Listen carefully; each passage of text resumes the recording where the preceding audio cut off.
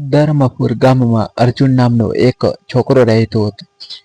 તેના પિતા રાઘવભાઈ ગામના જમીનદારના ખેતરમાં આખો દિવસ મજૂરી કરતા. ગરીબી એટલી હતી કે ક્યારે રાત્રે અડધા પેટે સૂવું પાડતું. પણ રાઘવભાઈની એક જ ઈચ્છા હતી, તેમનો દીકરો ભણીને મોટો સાહેબ બને. અર્જુન ભણવામાં ખૂબ જ તેજસ્વી હતો. ઘરે દીવો પ્રગટાવવા માટે તેલના પૈસા ન હોય ત્યારે તે રાત્રે ગામના પાંદરે લાગેલી સરકારી સ્ટ્રીટ લાઇટ નીચે બેસીને વાંચતો. ગામના કેટલાય લોકો તેને મજાક ઉડાવતા અને કહેતા, અલ્યા રાઘવના મજૂરનો દીકરો તે કાંઈ સાહેબ બનતો હશે. આને પણ છેવટે તો ખેતરમાં જ મજૂરી કરવાની છે ને. પણ અર્જુનને લોકોની વાતો પર ધ્યાન આપવાને બદલે પોતાના પુસ્તકોમાં પણ પોરવ્યું હતું. એક દિવસ ગામની એકમાત્ર સરકારી શાળાની જમીન ગામના એક વગદાર અને પૈસાદાર માણસે ખોટી રીતે અડપી લીધી. ગરીબ બાળકોને ભણાવવા માટે હવે કોઈ જગ્યા નહોતી. અર્જુનના પિતાએ જ્યારે આ ન્યાય સામે અવાજ ઉઠાવ્યો ત્યારે પેલા માણસે તેમણે બધાની સામે અપમાનિત કરીને કાઢી મૂક્યા. તે દિવસે અર્જુને પહેલી વાર પોતાના પિતાની આંખમાં લાચારીના આંસુ જોયા. તેણે તે જ અક્ષણી મનોમન પ્રતિજ્ઞા લીધી, હું એવો મોટો અધિકારી બનીશ કે કોઈ ગરીબનો હક છીનવી નહીં શકે. અર્જુન ભણવા માટે શહેર ગયો. ત્યાં તેણે હોટલમાં વાસણ માંજ્યા, ઘરે ઘરે જઈને છાપા વહેંચ્યા અને જે પણ સમય મળે તેમાં જીવ લગાવીને મહેનત કરી. વર્ષોના તપ પછી આખું રાજ્ય ચોંકી ગયું, કારણ કે કલેક્ટર બનવાની પરીક્ષામાં અર્જુનનો પહેલો નંબર આવ્યો હતો. થોડા સમય પછી અર્જુનની નિમણૂક તેના જ જિલ્લામાં કલેક્ટર તરીકે થઈ. જ્યારે લાલ લાઇટ વાળી ગાડી ધર્માપુર ગામના પાંદરે આવી ત્યારે આખું ગામ આ દ્રશ્ય જોવા ઉમટી પડ્યું. જે લોકો પહેલા મજાક ઉડાવતા હતા તેઓ આજે હાથ જોડીને લાઈનમાં ઊભા હતા. અર્જુનને સૌથી પહેલા એ ફાઇલો મંગાવી જેમાં શાળાની જમીન પચાવી પાડવામાં આવી હતી. તેણે એ વગદાર માણસને પોતાની ઓફિસે તેડાવ્યો. પેલો માણસ ગર્ભથી અંદર આવ્યો, પણ જેવો તેણે સામે ખુરશી પર અર્જુનને બેઠેલો જોયો તેના હોશ ઉડી ગયા. અર્જુને શાંતિથી પણ મક્કમ અવાજે કહ્યું, તમને લાગતું હતું કે મજૂરનો દીકરો કશું નહીં કરી શકે? આજે આજ કલેક્ટરની સહી એ જમીન પાછી શાળાના બાળકોને સોંપે છે અને હવે તમારે તમારા પાપનો હિસાબ પણ આપવો પડશે. ગામના લોકોની આંખોમાં ખુશીના આંસુ હતા. રાઘવભાઈનો સીનો ગર્વથી ગજગજ ફૂલી ગયો હતો. અર્જુને સાબિત કરી દીધું હતું કે જો ઈરાદો મક્કમ હોય અને મહેનત સાચી હોય તો નસીબની રેખાઓ પણ બદલાઈ શકાય છે. શાળાની જમીન પાછી પાવ્યા પછી અર્જુન આખા જિલ્લામાં લોકપ્રિય થઈ ગયો હતો. પણ તેના પોતાના ગામ ધર્મપુરમાં હજુ એક મોટી સમસ્યા હતી. ગામના સરકારી ગોડાઉનમાંથી ગરીબો માટે આવું અનાજ રસ્તામાં જ ગાયબ થઈ જતું હતું. ગરીબ મજૂરોને રાશન કાર્ડ હોવા છતાં અનાજ મળતું નહોતું ને કાળા બજારિયાઓ માલામાલ થઈ રહ્યા હતા.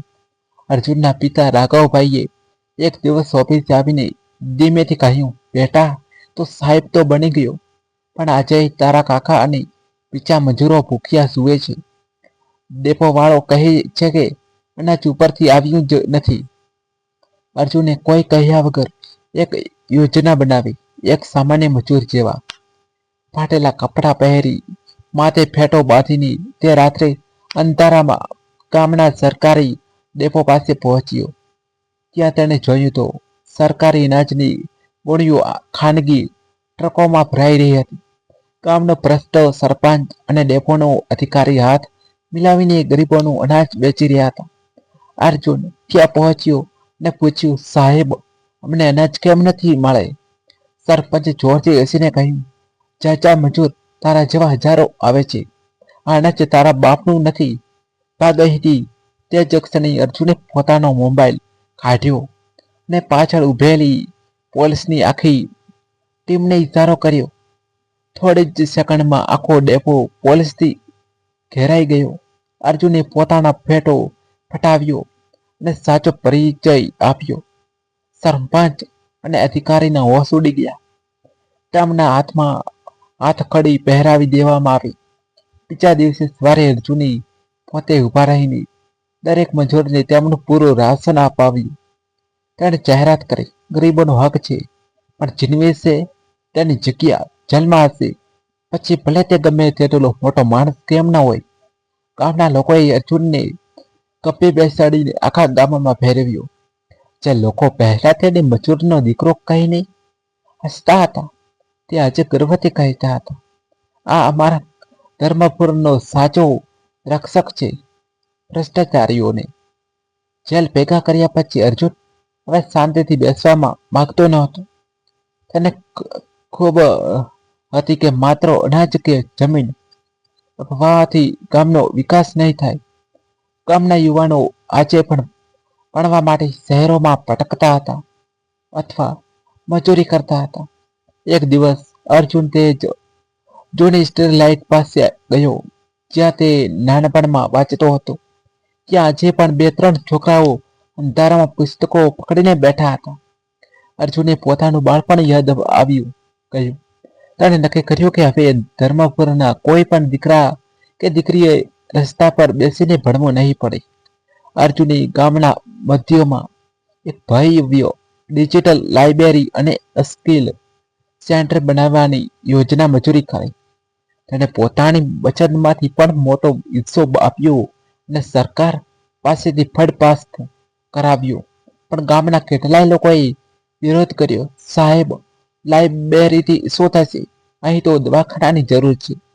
અર્જુને હસીને જવાબ આપ્યો, દવાખાનો બીમારી ઘટાડશે અને લાઇબ્રેરી ગરીબીની બીમારીને જળમાંથી ઉખાડી નાખશે. જ્યારે ગામનો યુવાન ભણશે ત્યારે તે પોતાના પરિવારને ડોક્ટર પાસે લઈ જવાની તાકાત રાખશે. 6 મહિનામાં લાઇબ્રેરી તૈયાર થઈ ગઈ. તેમાં હજારો પુસ્તકો અને કોમ્પ્યુટર હતા. અર્જુને પોતે દર રવિવારે ત્યાં જઈને યુવાનને યુપીએસસી અને બીજી પરીક્ષાઓ માટે માર્ગદર્શન આપવાનું શરૂ કર્યું. તે કહેતો, જો હું મજૂરનો દીકરો થઈને અહીં પહોંચી શકું તો તમે કેમ નહીં? એક વર્ષ પછી ધર્મપુર ગામમાંથી 5 છોકરાઓએ સરકારી નોકરી મેળવી અને 2 છોકરીઓ પોલીસમાં ભરતી થઈ. જે ગામ પહેલા મજૂરોનું ગામ કહેવાતું તે હવે અધિકારીઓનું ગામ તરીકે ઓળખાવા લાગ્યું. ગામના પાંદરે હવે અર્જુનના પિતા રાઘવભાઈ ગર્વથી બેસે છે. હવે કોઈ તેમને મજૂર કહીને બોલાવતું નહીં, પણ આખું ગામ તેમને મોટા સાહેબના બાપુજી કહીને સન્માન આપે છે. અર્જુને સાબિત કરી દીધું કે એક સાચો અધિકારી માત્ર કાયદો નથી ચલાવતો, પણ આખી પેઢીનો ભાગ્ય બદલી નાખે છે.